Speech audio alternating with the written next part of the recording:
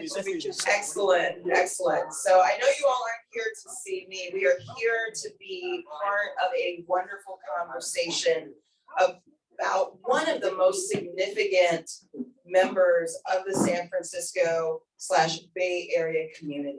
I think I speak for many of, if not everyone in this room, when I say that Glide holds a special place in the heart of every Bay Area resident. Miguel, I moved to the Bay from Atlanta about 10 years ago.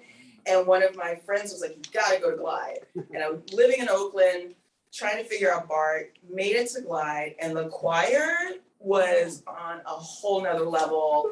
It was amazing. And then to see the work, you know, not just the word, but the word being turned into work and tangible differences being made in the community. So I'm so honored that we get to be a place where we have a conversation about what Glide is and what it means. And with that, I'm going to turn it over to our own Miguel, who is the director of the Center, it's so many words, the Center for Social Justice at Glide. The CEO, and I hope you all just sit back and enjoy this incredible talk. Thank you. Thank you. Thank you. All right, let's hear from Precious. All right.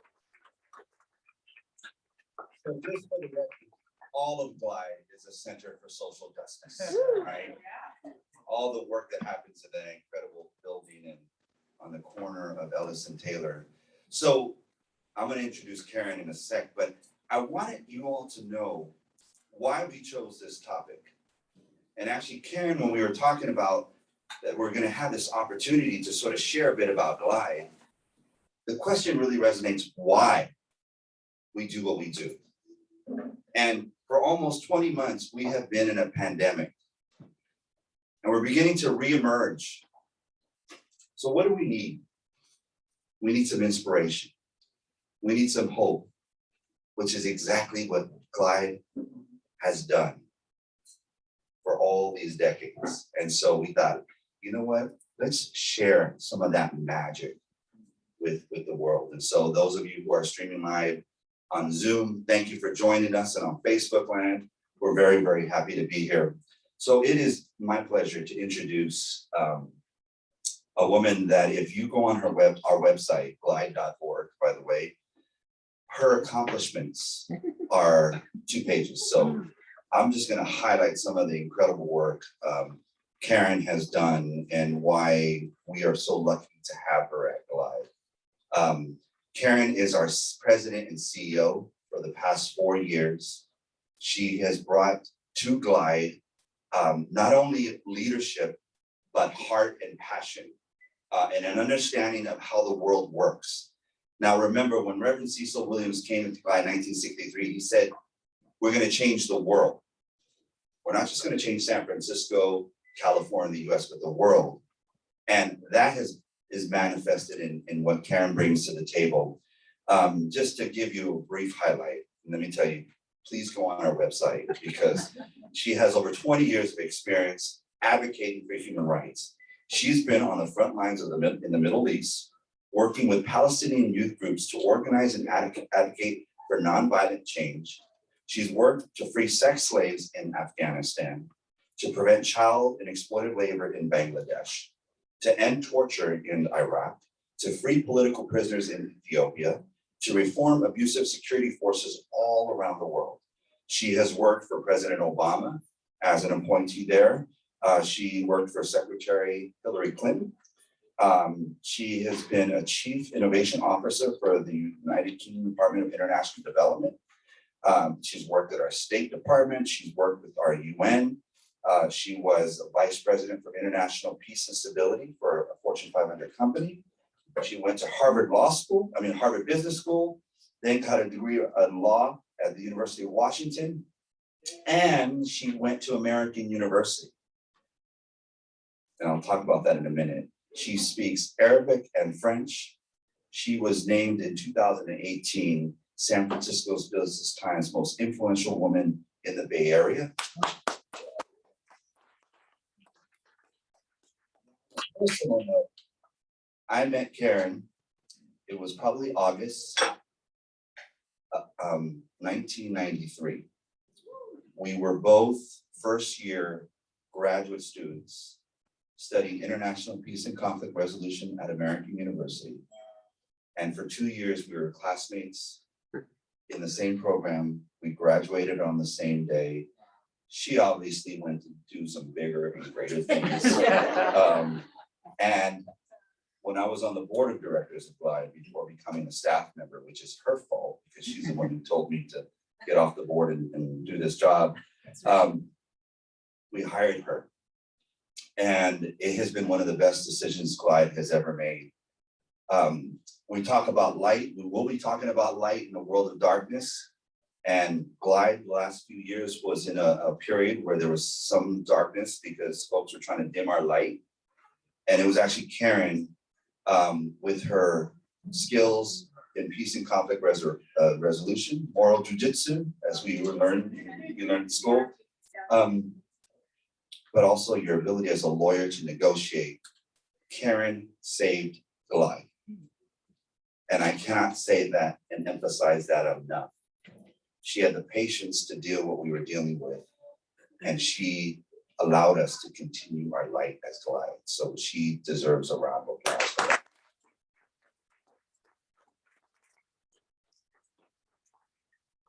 So this is going to be a conversation, right? And from it, we hope you are inspired.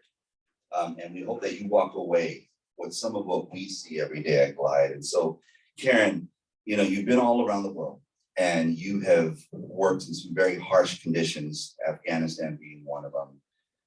And now you find yourself on the corner of Ellis and Taylor. What brought you to Glide? What drew you to this place in the Tenderloin here in the city? Can you all hear me? Or should I use this? I should use this. Okay. Well, first, Miguel, thank you for that introduction. And I will do my very best to live up to that extraordinary picture of me that you just painted. It is true, Miguel and I are friends and have been friends since we first met in 1993. And it is serendipitous that we came full circle at this point in our lives and ended up working together at Glide, which is where we started in our program around social justice, unconditional love, all of the principles that that Glide stands for right now. So what brought me to Glide is it's been a long path. So as Miguel said, for many years, I've had a passion for human rights and justice. And I have done that around the world in a lot of countries in conflict, just countries that are hard to be in. I've spent most of my career doing that. And along the way, after a number of years of doing that, I began to just pay more attention to my own backyard and to the issues that we face here in America. And what was very clear to me is that I was using all of my education and skills and experience to make change around the world when really we needed more of it here in the US. So when it comes to human rights and justice and equity and poverty alleviation and women's rights and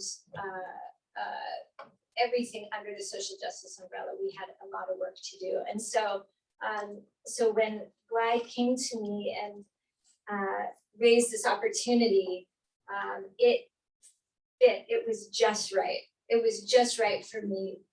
And the issues that we work on at Glide, the trend, we are part of global trends. We are part of both on the side of oppression and injustice. That is what's happening around the world is also happening often here in San Francisco, in the United States, across cities, but also on the side of hope and inspiration.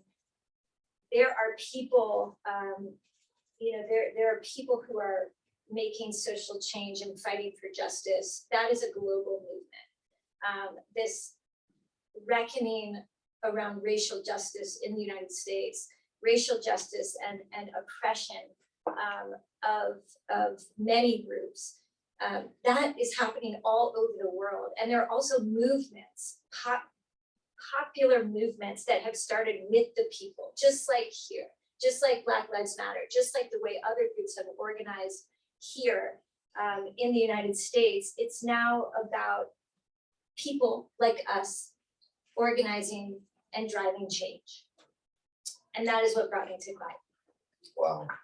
Well, like I said, we are so glad you're here. And you're right, Glide has always been, if you look at all the social movements that happened around civil rights, racial reckoning, LGBT rights, Glide has always been a part of those movements in the last 21st century, starting from Compton's cafeteria, when Glide played an important role to making sure that the lives of transgender women are protected. There were gay marriages in 1967 happening at Glide. So every social movement, Glide has been there, and having your wisdom helps us look at the next series of movements that we have to build as a community. So 20 months almost, we have all been stuck in our homes, fearful, uncertain. Most of us here are actually lucky that we have a home to be able to go and be stuck in, right? So Glide works with a community that is not as lucky as we are. And in some cases, places were boarded up, but Glide kept going. How was it for Glide and for you as the leader of Glide, when everyone was saying shut down, what was happening and how did you take us through that? So I love this question because when people ask, how is Glide holding up during the pandemic and how have we done? I get to bring one of the good news stories of our area of the pandemic, and that is that from the very beginning, it wasn't a question of do we keep our work going or do we not? Should we do it or not? It was how are we going to fulfill our mission, provide our services, fight for social justice during this pandemic. And right from the beginning, we have this incredible staff, some of whom are here today, who are they're constant innovators and problem solvers on the front lines of everything that they're doing. So our harm reduction team that is going out to the encampments, they're outreach, and they're constantly looking at how do we do this better? How do we serve people better? How do we help people transform their lives and heal? So this cuts across Glide because Glide has been on the front lines of poverty and injustice for so many decades. There's this culture and practice of adaptation and this passion for making change in people's lives. And that is what showed up in full force at the beginning of the pandemic. Right away, our services shifted immediately. Within a couple of days, we were serving people on the streets outside. We were doing everything outside. Our harm reduction team is outside most of the time anyway. But the adaptation was fast and it was big. And so what the pandemic has done for Glide, I think, is really shine a light on what Glide does in this city and for this city and for the residents of the city. And I don't just mean people living on the streets or people struggling with addiction and mental health issues. I mean people who are looking for community who are lonely and looking for acceptance. I mean, people who might be quite wealthy but are looking for meaning and purpose and a way to be part of the solution. And that's the story of Glide in the pandemic. There is another side of the coin, which is that we are all human, like everyone here. And so it has been hard on stuff. It's been, people have experienced this pandemic, like all of you, which is all the hard work. There is loneliness, there is uncertainty. And so the good thing about Glide is that we find solace with each other, we find community with each other. It's harder during the pandemic, but I think Glide has done well. I'd like to hear your answer to that question too. Well, you know, you're so right. We had to pivot. One of, I think, the most incredible stories of that pivot was, I don't know if most of you know, there's about 50% of the people who work at Glide are former clients, people who were in the streets and who got into our programs, whether they're recovery or other things. They came to Glide, they got help, and they're now working at Glide. And Glide is a safe place. And so when the shelter in place happened, and a lot of us were forced to work from home, for some of those staff, it wasn't safe to be at home alone. And so what did Glide do? Glide went ahead, told all our volunteers, don't come in. And we redeployed staff who needed to be at a place like Glide to do the volunteer work that volunteers would have done, right? Glide became a safe place for them to continue to be while we were stuck at home. And that ability to pivot and to think about the other, I thought was an incredible stroke of genius on the staff and our leadership to be able to be thoughtful in that way, to take care of one another. You know, during the pandemic, you hear a lot of people talk about, and I've gotten accosted many times, like, what are we gonna do with the homeless, right? But the question really should be, why are people homeless to begin with, right? That's the focus, I think. And Karen could talk about some of our systemic work, but I just wanna add, is that belief in people that they are human and they deserve dignity, no matter what you may think of them, is what Glide does best. Because we believe in people. And so with that, Karen, you know, your thoughts on that question of why are people homeless? And I know you've thought about it a lot systemically, and it's informed the work, especially with Glide Forward. Yeah. You're asking me why are people homeless? Well, no, well, however you want to answer that. Yeah, so gosh, that is a huge question. And I think, you know, there's so many reasons that people become homeless or housing insecure. And there are commonalities, but really each person has their own individual combination of issues that got them to where they are. So at the human level, that is what it is. People's experiences that have gotten them there. There is obviously, to Miguel's point, there are systemic factors that drive people into our lines, that drive food insecurity and poverty and inequity and homelessness. Some of that is systemic racism. Some of it is just systemic inequities built into our systems, and how they do or do not help people with poverty. It is all rooted, it is all about from a social justice perspective, that is what we do, the acts of service we do every day, the acts of love the acts of service, they're all rooted in social justice.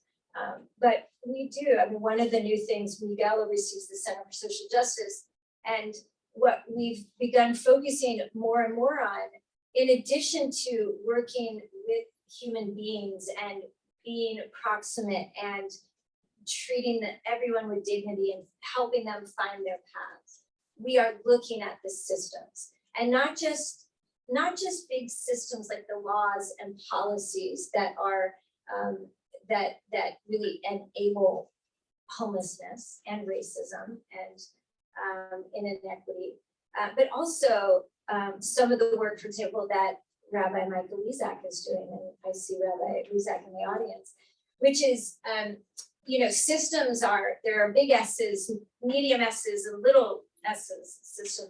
There are institutions of power all around us. There are corporations, that is a system. The police, that is a system. The work that Rabbi Lizak and the Center for Social Justice is doing, they're focusing on how do we transform the individuals in these systems?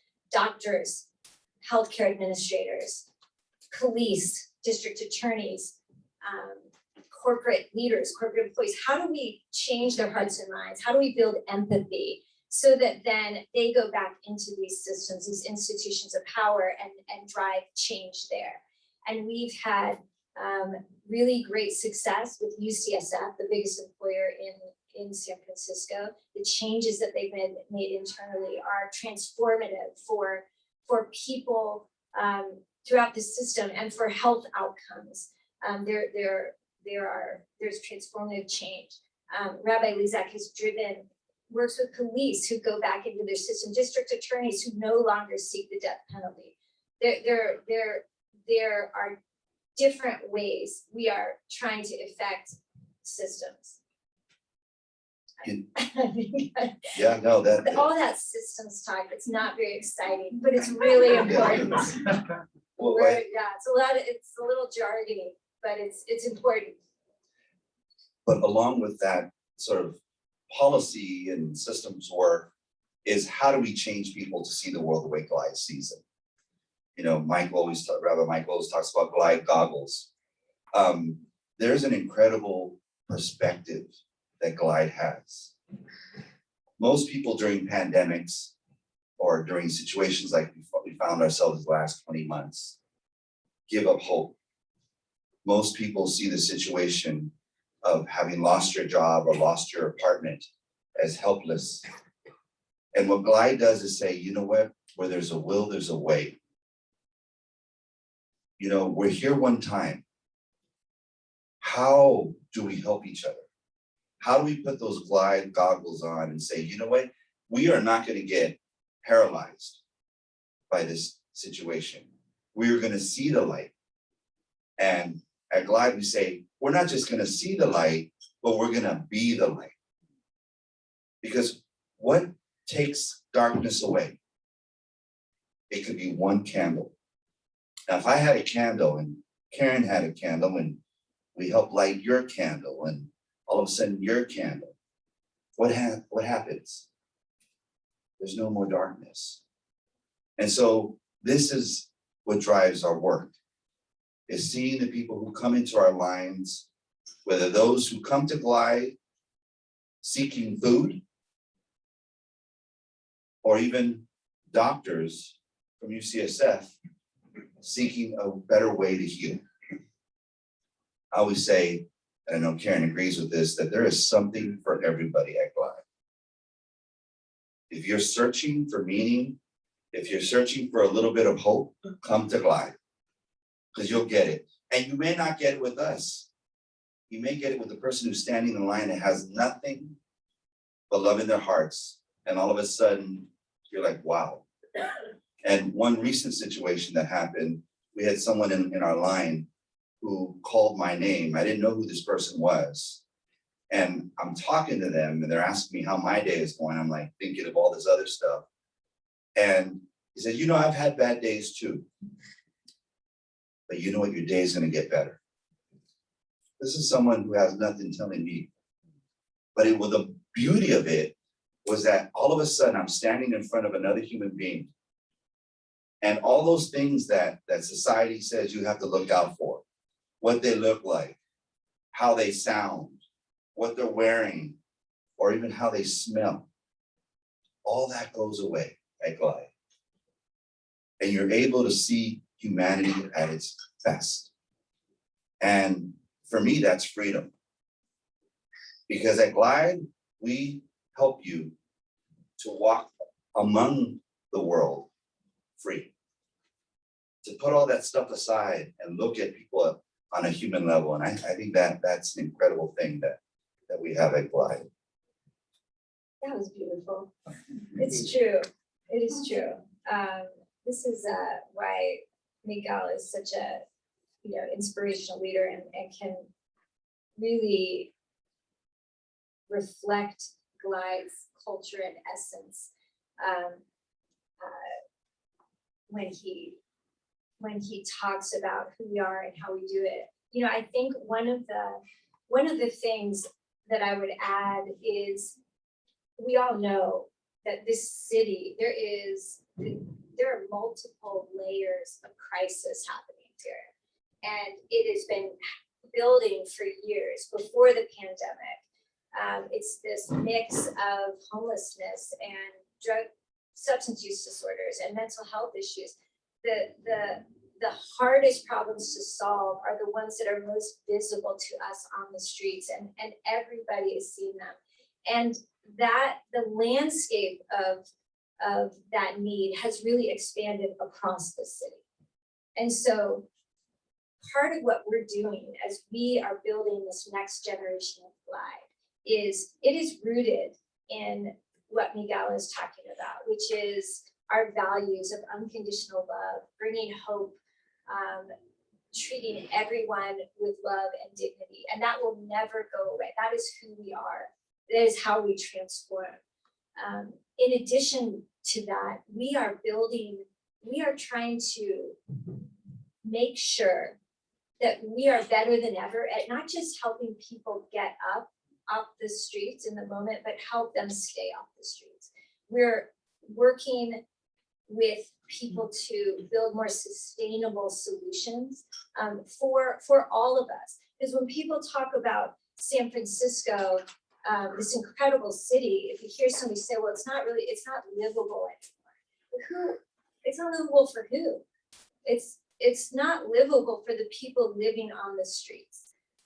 It is hard for everybody, whether you're living on the streets or whether you're walking in the vicinity, wanting to be a part of the solution, wanting to do something, but not knowing how. And so we are, that's a big part of what Glide is focused on these days, is really helping the city at a bigger scale in more places, get people back on their feet, onto paths where they're transforming their lives for good. Yeah, and that's what's sustainable, right? I mean, there's this thing that I like to talk about sometimes is, I'm looking at this group of incredible people here, and you all are so different. I know some of you, from folks who work in city government to folks who work in harm reduction. I mean, like Jason, you actually save people's lives. And I always think at the end of your life, what do you want to be known for?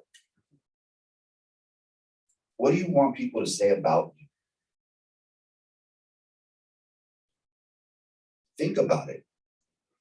Have any of you ever written your own obituary? Okay, right? It may sound a little bit morbid, but it really can help you outline what you're going to do with your life, what type of people you want to empower, and what type of legacy you want to provide. And, Jason, you're there every day. I remember this man right here, Jason, someone literally died on the 5th floor. And we gave 5 cans of Narcan, which is a thing to bring someone back. And you have to be patient. You have to wait 5 minutes, correct? 2 minutes. Yeah. So 2 minutes feels like a lot more. right? So while this person's blue and dead, you have to wait 2 minutes before you give them another thing of Narcan. And I remember asking you said, I asked, did you ever think it wasn't gonna happen? That, you know, you gave them 5 or 7 things of Narcan. And I said, did you ever think you weren't gonna be able to bring this person back to life? And you said, well, someone did it to me. And imagine if that person had given up on me. Right? That's what it's about. Never giving up on people. And also be known for the person to love people, not give up. And I think that's what we try to do at Glide in profound ways, not just in terms of people who come for our services, but even our volunteers. We have a group, we have folks come from all over, and we tell them, you know, there are people that you're gonna see angry in this line. Now, if you haven't eaten for 24 hours, you'd probably be angry too. What is it like when we're starving? We haven't eaten for about 4 hours, right? We get kind of like cranky, hangry, right? So when you see people upset on the street, maybe because they haven't eaten, and you know a little bit what's that like. You know, poor folks, let me tell you, they're hustlers, especially for homeless folks who come to Glide to get a shelter reservation. You have to hustle to find a place to sleep at night. So Karen, how did Glide become that beacon of light for so many movements, especially in the city?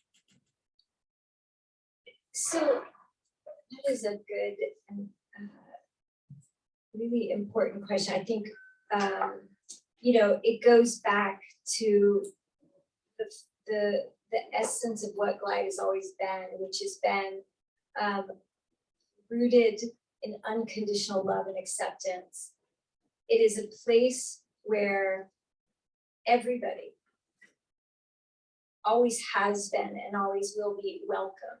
And it started at a time, you know, Glide really rose. It was through Glide's church, and it really rose when Cecil Williams took the crosses off the wall, threw open the doors, and invited everybody in, everybody.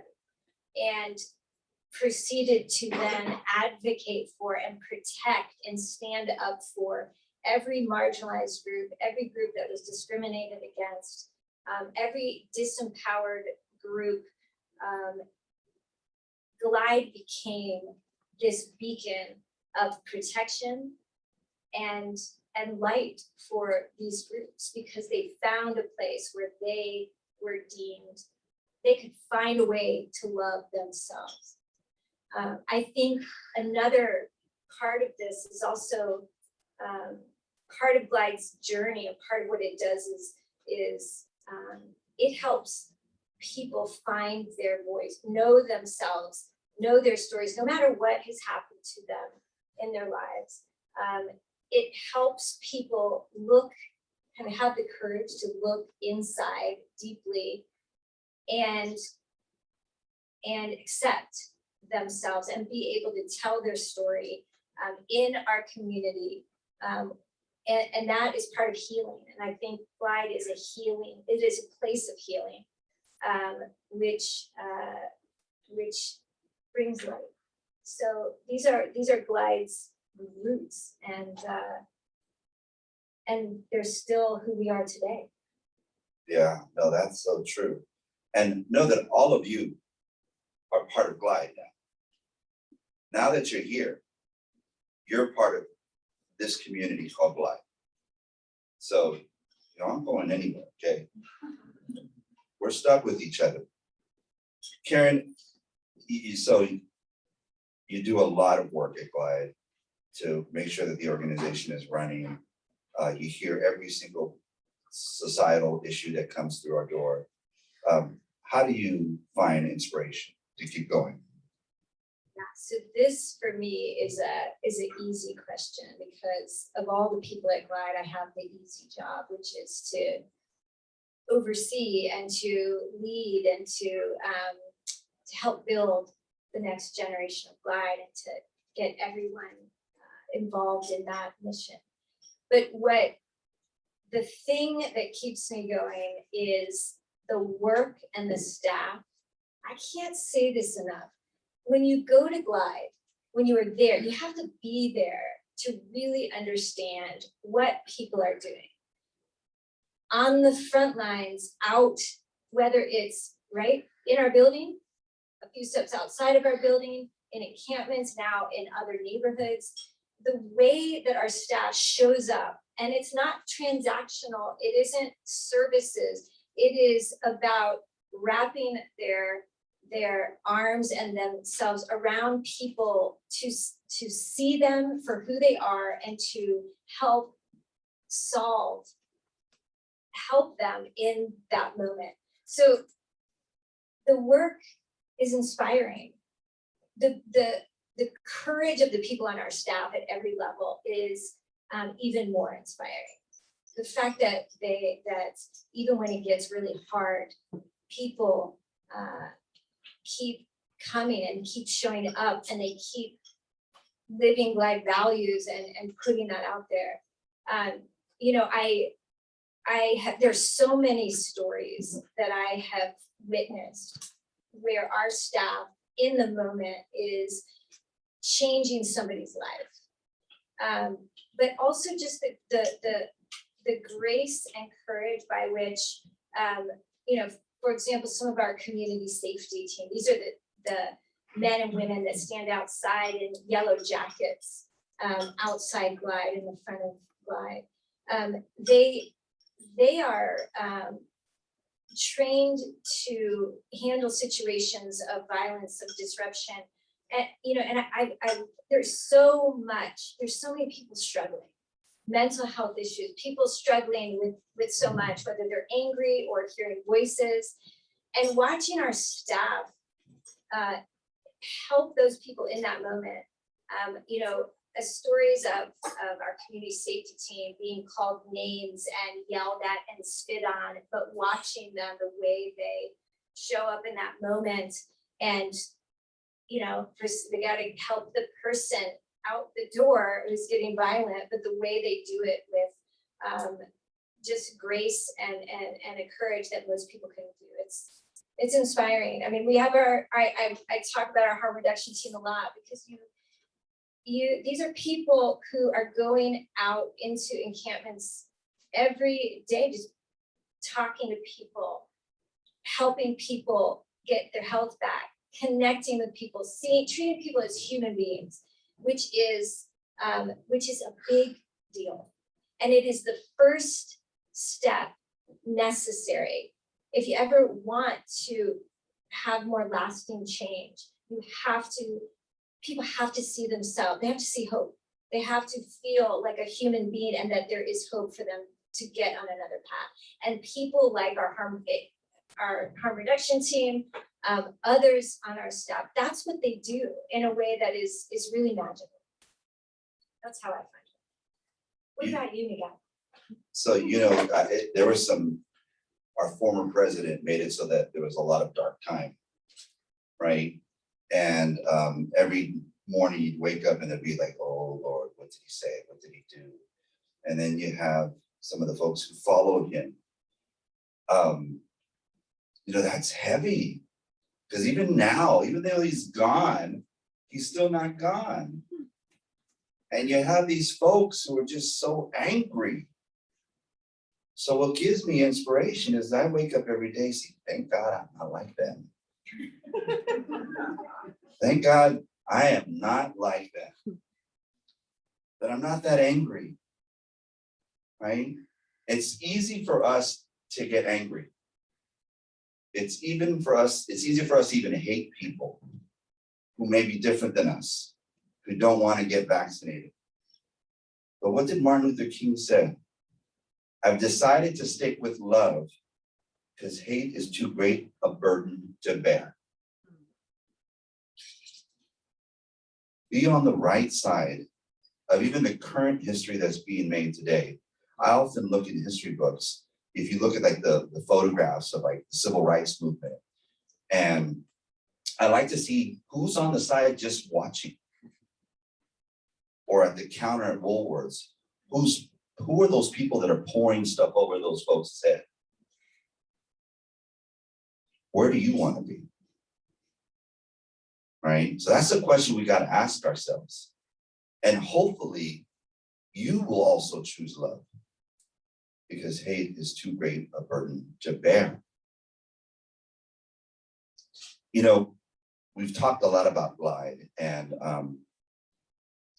you know, a lot of times we can think that, oh, the world is crushing down on us. But in this room, you have plenty of examples of that there's an alternative way of waking up and saying, yes, thank you for making me good. Thank you for making me a better person. Thank you for helping me, give me the ability to choose love rather than hate. Sometimes when I have some family members that get a little cray-cray, you know, or friends that get cray-cray, and they're all like, I want to say, aren't you tired?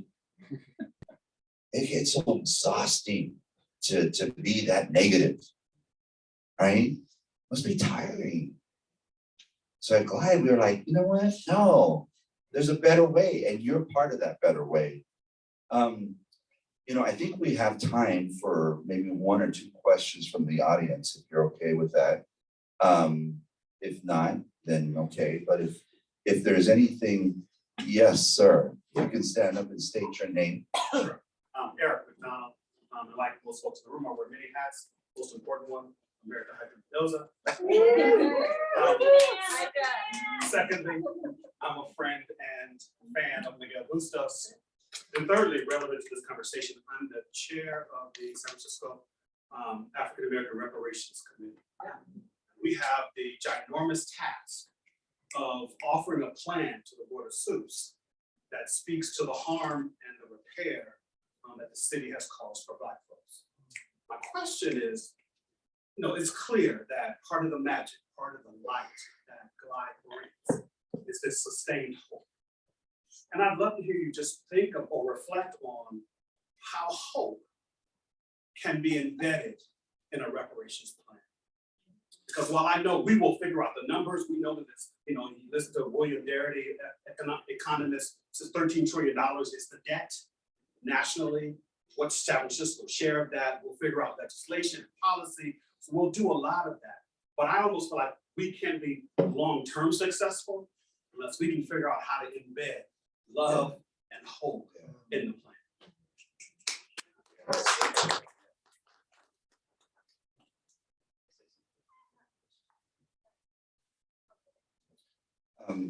I was just gonna say, then I'll just say, oh, you got it. Okay, go for it. No, I'm sorry, go ahead. Go for it. So what I want to first say is that what we're going through in America is something that has been happening around the world the past number of decades. This world of truth, justice, and reconciliation, and we're actually late to the game. You know, there are other countries that figured out decades ago that there must be not just a reckoning. The truth must be told. A justice must happen, and that justice is often it needs to be defined by the people, the victims, by the communities themselves. But in this, you know, what I have seen around the world in this, in terms of the hope and the love, is that you must start with the truth and telling that truth and finding ways to create big ways for people to tell that truth and for people to, it's a collective truth. This is our collective history as America. And so the real hope that I see is when people see a difference being made. So I know reparations is one of those paths, one of the ways to make a difference. But you know, running the process rooted in love and compassion, the whole process can be couched in that. It must be for us, because because, we've all got to come along, everybody, the haters, the people in the middle, the people leaning forward, everybody's got to get to a different place. And so leading with that love and compassion, covering it in that it is the way forward, but then also real difference, taking steps that actually matter is where I have seen hope live and last. I just would add, there are a lot of us here that aren't African Americans. And when we hear reparations, we need to understand that life is not a zero-sum game. That it's not if African Americans get something that we don't get something. We should celebrate if African Americans get reparations, because it's not zero-sum. And a lot of times people get stuck with that, right? We learned that in school, right? It's like, well, if women get their things, then men won't. We can't be thinking about it like that, because life is not like that. Eric, we will be talking. Yeah, and I think this is my first time meeting you, so I hope the next time you stand up, you also say that you know me and that you are my friend as well, because I kind of felt left out. That said, I think San Francisco, because it is progressive, forward leaning, it's always on the forward edge of issues like this. I think it can be a model. The way that we proceed, I mean, reparations is just one piece of it, to your point. And I really do feel like San Francisco as a city can be a model. So we're happy to talk more. And all of us could be on the right side of history by supporting them. We have an opportunity, right? One more question. Anybody? Yes. So much of your talk dealt with hope and systemic things, and the staff inspires you to move on. But I also wonder, like, what do you say to someone who's like me, who's been going live for 30 years, and you see all of this great effort, all of this great staff, all of this great fundraising, all these great programs, all this like there's been so much love, and there's still folks on the street. Yeah. And so like what do you say to someone who's like, yeah, of course I'll still have my glide goggles on. Of course I'll still give money. Of course I'll still, go to celebrations, but like, how is it ever going to actually change? Or are we just putting our finger in the dam and doing good? Like, you don't give up, but like, where is that? What for the next generation, what do you think? No, I hear you and hear that. I mean, love alone can't end homelessness. Love alone cannot end inequity or racism or, achieve the other goals that we're talking about. I'll make a few points here because it's such an important question. Sorry. No, it's a great question because you're not the only one. We have had people come to Glide and say, you are perpetuating a problem here. I know you're not saying, which fundamentally misunderstands the root of the problem and what is happening. But there are different levels at which we are helping people, and we have really focused on alleviating suffering in the moment. We're meeting basic needs, loving people with the understanding that it is a necessary foundation for any further change.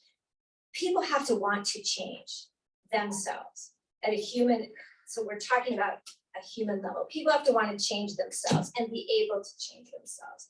And that's the first thing that has to happen. So that is the work that Glide has transformed lives for a long time. What we're now doing is adding extra layers, and we have done over time. We're adding additional layers of, in addition to the love and the arm and the treating people with dignity, what else do we need to do for this person to truly get them stable? What are the kinds of services, interventions that these people need that will make a sustained difference? We're very focused on that right now. It is part of what Glide has been building over the past few years. In addition to that, if I know systems talk can get a little boring, but if we don't change systems, if we don't change the drivers, things that drive people into our lives, we will never make headway. And so that's another thing that we are doing. And you don't just go to a system and kind of tweak it and change it. To change systems at all levels, it's step by step, it's piece by piece. So it's a great question because it really is, it's a big question. How do we make a difference? How do we make headway against suffering?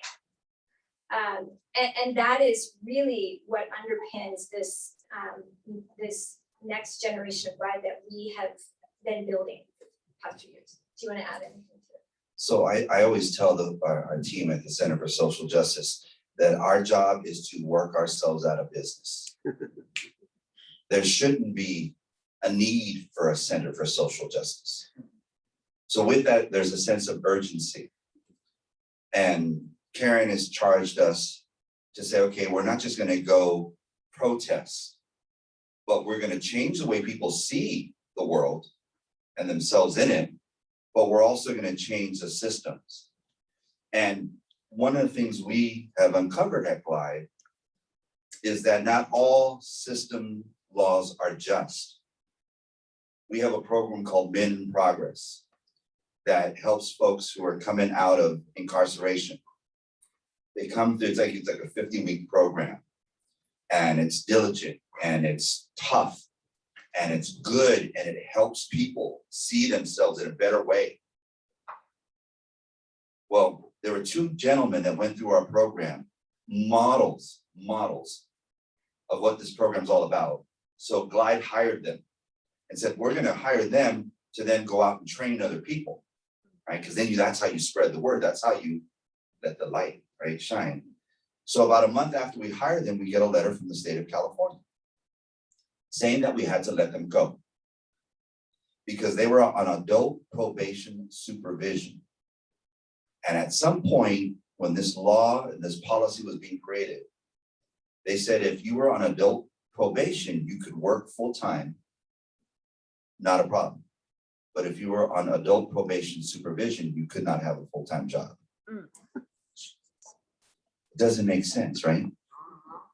So we're trying to change that law. Remember, that's a law that someone thought of that really didn't help people. It made matters worse. So we're trying to work ourselves out of business, and we will work hard and continue. I think we're going to be doing that.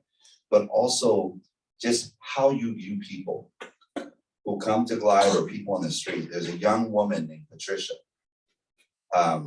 She's a mother of two, worked in a legal office, and she had an operation on her back, and there was an infection, so she got on Oxycontin, and the doctor kept prescribing that drug to her.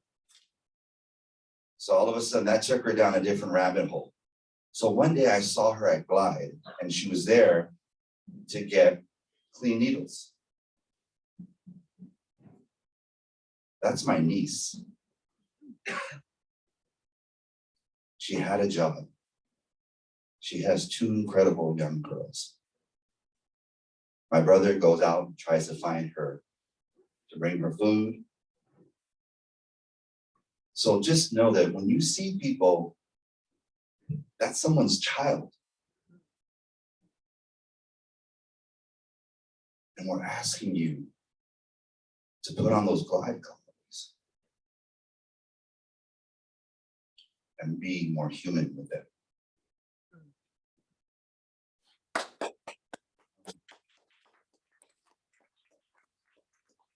Our final question, Karen.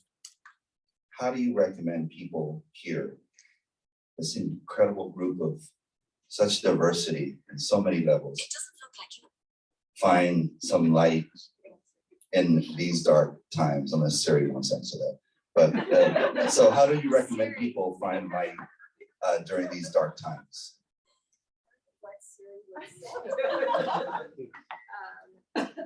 So I am gonna go with the obvious answer, which is, I mean, first of all, I think it's such a natural thing to find light and hope when you're helping someone else, when you can find some way to make a change in this world that is not about yourself and is about others. And you know, there are so many different doors and ways that you can come and connect to Glide. That is my answer. Glide is a perfect platform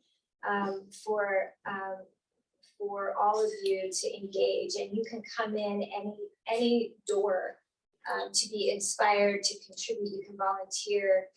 It's a little harder during the pandemic, but there are many ways to do that. The thing is that we need you, and we need the people like you here tonight to be with Glide as we step into this next era. We're setting Glide up for another 50 years, and we need all the people, all the hands, all the hearts that we can get to do that. So I invite you to come to Glide and find your door, and find a way that Glide can help you find some light in your life. There is a table back there that says Glide Center for Social Justice. Please take her invitation and sign up. You could also sign up on our website at glide.org. There's a tab if you want to get involved. Like I said, there's something there for everyone. Be on the right side of history. There's a couple of people we want to thank. We both want to thank Debbie Meslow, who helped work with MANNY'S to make this happen. Thank you, Debbie. I want to thank our board member, Hydra Mendoza, who's standing up back there for being here.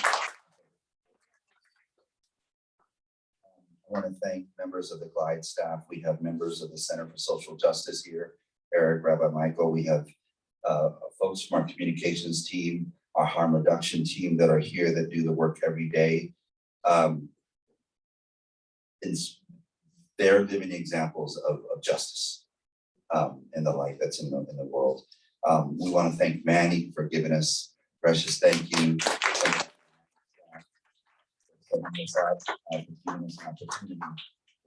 And I just want to end, if I may, with just something that inspires me and where I find hope. And it's really, we're named after an old man that lived 800 years ago. His name was Francis of Assisi, a city's namesake. And one day he sat down and wrote down a few words, and I just want to read them for you. And hopefully this gives you some inspiration that I get from him. It says, "Make me an instrument of your peace. Where there's hatred, let me so love. Where there's injury, pardon. Where there's doubt, faith. Where there's despair, hope. Where there's darkness, light. And where there's sadness, joy. Grant that I may not seek to be consoled as to console, to be understood as to understand, to be loved as to love. For it is in giving that we receive, it is in parting that we are pardoned." That gives me inspiration.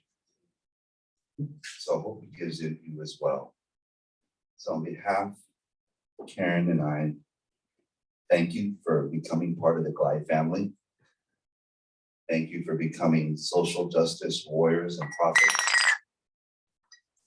And anything else, Karen? That's it. No, thank you. Thank you all. And don't forget to sign up over there, okay? Take care, everybody. Have a wonderful